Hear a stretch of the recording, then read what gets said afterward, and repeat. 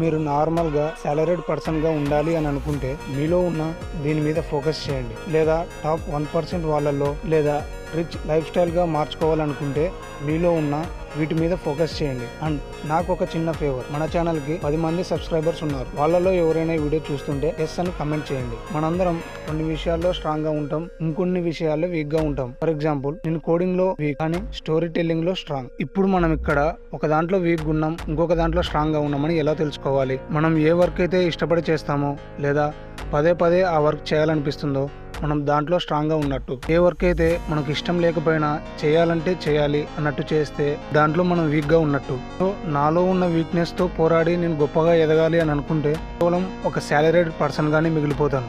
అదే నేను ఏ దాంట్లోనైతే స్ట్రాంగ్ గా ఉంటానో, లైక్ స్టోరీ టెల్లింగ్, దాంట్లోనే నా స్ట్రెంత్ ని బిల్డ్ చేసుకుంటూ వెళ్తే కొన్ని రోజుల తర్వాత నేను ఒక ఇన్ఫ్లుయెన్సర్ కావచ్చు లేదా ఒక మోటివేటర్ కావచ్చు. ఇలా నా స్ట్రెంత్ ని నేను బిల్డ్ చేసుకుంటే ఒక మంచి పొజిషన్ లోకి వెళ్ళిపోవచ్చు.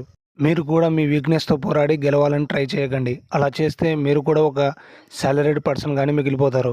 మీ స్ట్రెంత్ ఏంటో తెలుసుకొని దాన్ని పవర్గా మార్చుకోండి. అప్పుడే మీ లైఫ్ అనేది రిచ్గా మారుతుంది.